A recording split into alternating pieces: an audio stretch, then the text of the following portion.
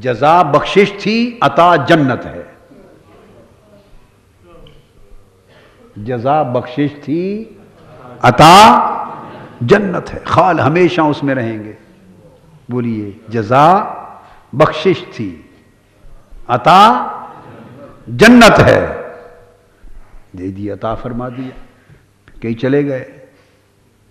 جو بخشش مانگنے آئے تھے انہیں کہا تمہارا حق ہے، تم نے توبہ کر لی، تمہیں بدلہ دے دیتا ہوں، بخشش لے جاؤ. جنہوں نے گناہ پہ اصرار نہیں کیا تھا پر توبہ پہ اصرار کرتے رہے، ہائے ہائے ہائے. ایک بار گناہ کیا تھا، انہوں نے ایک بار توبہ کر لی تھی، انہیں بخشش دے کے روانہ کر دیا. بخشش دے کر روانہ کر دیا. اب کچھ لوگ ایسے بچ جاتے ہیں، ایسے بچ گئے کہ گناہ تو ایک بار کیا تھا مگر توبہ بار بار کیے جا رہے. ہائے ہائے. آپ ایک بار توبہ کرنے والوں میں بنتے ہیں کہ بار بار کرنے والوں میں؟ بولیے نا. گناہ ایک بار کیا تھا، گناہ کا تکرار نہیں کیا پر توبہ بار بار کر رہے ہیں. جنہوں نے ایک بار گناہ کیا، ایک بار توبہ کی، ان کو جزا دے دی، بخشش کی بھیج دیا. کچھ دیکھا یہ لوگ ہیں کہ گناہ تو ایک بار کیا تھا، توبہ بار بار کیے جا رہے ہیں. ہائے ہائے. بخشش ہو گئی پھر بھی توبہ مانگا. بخشش ہو گئی، مولا معاف کر دے. معاف ہو گئے، مولا معاف کر دے. مغفرت مل گئی، مولا معاف کر دے. وہ ہاتھ جوڑ کے کھڑے ہیں، مولا معاف کر دے. توبہ بار بار کیے جا رہے ہیں. وہ جانتا ہے دلوں کا حال. بلایا، فرمایا لو وہ جزا والے تھے، تم عطا والے. تمہیں جنتیں دیتا ہوں، نہریں دیتا ہوں، ہمیشہ کا ان باغوں کا رہنا دیتا ہوں، پرسکون عیش و آرام کی جنتوں کی زندگی دیتا ہوں، تم عطا لے جاؤ. عطا والے چلے گئے. اور اب فرمایا پھر کچھ وہ ہیں کہ وہ چھوڑتے ہی نہیں، پھر توبہ پہ توبہ ہی کیے جا رہے ہیں، پھر بھی کیے جا رہے ہیں. تو مولا بخش دے. یہ امام زین العابدین کی جو مثال، ہائے ہائے. یہ اولیاء اللہ کی جو مثال دی. ایک ولی اللہ تھے، ان سے کسی نے پوچھا کہ گناہ اور توبہ کیا ہے؟ اس نے کہا یہ رشتہ ہے کہ ایک بار گناہ کیا تھا، کیا؟ اور 80 سال سے توبہ کر رہا. ایک بار گناہ کیا تھا اور 80 سال سے توبہ کر رہا. تو وہ لوگ ہیں جو زندگی پوری توبہ میں گزار دیتے ہیں. پھر وہ بھی کھڑے تھے کچھ جو پوری زندگی توبہ میں گزارنے والے. جب عطا والے لے چکے وہ کھڑے رہے تو ان کو روک لیا، تم رک جانا. پہلے جزا والے روانہ کر دیے، ٹور دیتے، جزا والے ٹور دیے، پھر عطا والے رخصت کر دیے، اور پھر وہ زندگی پوری توبہ میں گزارنے والے ان کو روک لیا، تم رک جاؤ. ان کے لیے کیا ہے؟ ان کے وہ جزا والے تھے، اب دوسرے گئے یہ عطا والے تھے، اور تم نے جو زندگی ساری توبہ میں گزار دی تم رضا والے ہو. ان کو جزا دی تھی، پچھلوں کو عطا دی تھی، تمہیں رضا دیتا ہوں. اور رضا کیا فرمایا؟ نعم اجر العاملین. کئیوں کو بخشش دے کے بھیج دیا، کئیوں کو جنت دے کر بھیج دیا. اور پھر اس کے بعد کہتے ہیں کئی ایسے عمل والے بھی ہیں کہ جن کا ان سب اجروں سے زیادہ اونچا اجر ہے. اجروں سے زیادہ اونچا اجر ہے. اور دوسرے مقام پر فرمایا وَلَدَيْنَا مزید. جب سب کچھ دے دیں گے، سب کچھ دے دیں گے، تو اس کے بعد فرمایا اب ہمارے پاس اور بھی بہت کچھ ہے. وَلَدَيْنَا مزید، اور بھی بہت کچھ ہے. تو آج 3 قسمیں ہو گئیں گناہ کے بعد. ایک گناہ والے، بولیے 5 قسمیں بن گئیں. مضمون ہو گیا نا. ایک گناہ والے، پھر توبہ والے، کیا؟ پھر جن کی توبہ ہو گئی، قبول ہو گئی، وہ جزا والے، پھر عطا والے، پھر رضا والے، پھر رضا. اور یہ سارے دروازے رضا تک کھلے کہاں سے؟ توبہ سے کھلے. کیا؟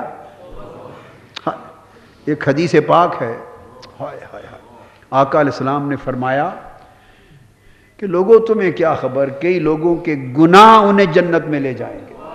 ہائے ہائے ہائے ہائے ہائے، تمہیں کیا خبر، کئی لوگوں کے گناہ ہی انہیں جنت میں لے جائیں گے، اس لیے کہ گناہ ان کی غلطی ہوگی۔ ہائے ہائے، گناہ غلطی ہوگی، خطا ہوگی، خطا ہوگی، پر اس خطا کے بعد جو توبہ کریں گے، ہائے ہائے، وہ توبہ کہیں سے کہیں اٹھا کے لے جائے گی۔ گناہ کر کے خطا کریں گے، توبہ انہیں کہیں سے کہیں اٹھا کے لے جائے گی۔ تو گناہ والے خطا والے ہیں، گناہ والے خطا والے ہیں، اور توبہ والے تین قسموں والے ہیں۔ گناہ والے اہل خطا ہیں، گناہ والے اہل خطا ہیں، اور توبہ والے کچھ اہل جزا ہیں، کچھ اہل عطا ہیں، کچھ اہل رضا ہیں۔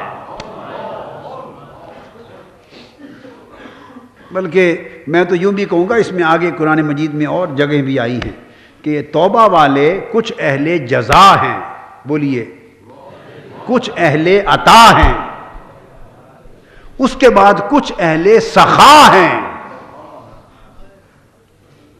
کچھ اہل، ان کو جنت کے بعد بھی، عطا کے بعد بھی سخاوتیں ملیں گی، اہل سخا ہیں، اور سب سے اوپر اہل رضا ہیں، اہل رضا ہیں۔ تو ضروری یہ ہے کہ شیخ نے کہا کہ یہ جو توبہ ہے، بس اس کا ایک ہی نقطہ سبق دے کے آج بس کریں گے، پھر تھوڑا ذکر کریں گے، پھر یہ مضمون پھر اگلے درس پہ جاری رہے گا انشاءاللہ۔ تو فرمایا کہ توبہ، اب صرف ایک ہی بات بتا دوں، نقطہ صحیح کیسے ہوگی۔ توبہ کی تو سمجھ آ گئی نا کہ اس کا درجہ کیا ہے، ہیں؟ اب مزہ تب ہے کہ زندگی ساری توبہ میں گزر جائے۔ کیا؟ زندگی ساری توبہ میں گزر جائے۔ آدم علیہ السلام کو جب جنت سے حبوط ہوا، جنت سے حبوط ہوا، تو دیکھیے اگر ارادہ نہ ہو اور نسیان ہو تو گناہ نہیں ہوتا، ارادہ نہ ہو اور بھول ہو، کیا؟ ارادہ نہ ہو بلکہ بھول ہو تو خطا نہیں ہوتی۔ آپ بھول سے اگر کھانا کھا بیٹھیں حالت روزے میں تو روزہ ٹوٹتا ہے؟ اگر بھول سے کھانا کھا بیٹھیں، روزے دار کھانا کھا بیٹھے بھول سے خطأً، تو روزہ ٹوٹتا ہے؟ نہیں ٹوٹتا، وہ گناہ نہیں۔ آدم علیہ السلام نے جب دانا کھا لیا تو آپ اگر بھول سے کھا بیٹھیں تو کوئی اس پر گواہ ہوتا ہے؟ کون گواہی دیتا ہے؟ جی میں ارادہ نہیں تھا، بس بھول ہو گئی، مجھے یاد نہیں رہا۔ گواہی کون دیتا ہے؟ بولیے، بندہ خود ہی دیتا ہے نا۔ کیا؟ بولیے، بندہ خود ہی دیتا ہے نا کہ میرا ارادہ نہیں تھا، بھول ہو گئی، خطا ہو گئی، نسیان ہو گئی، بھول کر کھا بیٹھا ہوں، تو بندہ گواہی دیتا ہے تو اللہ معاف کر دیتا ہے۔ بندہ اپنی گواہی دیتا ہے بھول کی، اللہ معاف کر دیتا ہے۔ اب قرآن کہتا ہے کہ جب آدم علیہ السلام نے وہ پھل کھا لیا درخت کا تو اللہ نے گواہی دی۔ آدم علیہ السلام سے پوچھا کہ کیوں کھایا؟ انہوں نے اپنی صفائی نہیں دی، ہاتھ جوڑ دیے۔ کیا؟ ہاتھ جوڑ دیے۔ اور بھول بھی عشق کی تھی، بھول بھی ہاتھ جوڑ دیے۔ اللہ بول پڑا، اللہ نے صفائی دی، لم نجد لہو عزما، زمین پر اتارنے سے پہلے وہیں اعلان کر دیا کہ کوئی بدبخت منہ نہ کھولے میرے آدم پر۔ ساتھ کہہ دیا سن لو، یہ جو پھل کھایا میں نے روکا تھا، یہ کھا بیٹھا، سن لو ہم نے اس کے اندر نافرمانی کا کوئی ارادہ نہیں پایا، گناہ کا کوئی ارادہ، مخالفت کا کوئی ارادہ، لم نجد لہو عزما، ہم نے آدم کے دل کو دیکھ لیا، اس میں گناہ کا ارادہ ہی نہیں تھا۔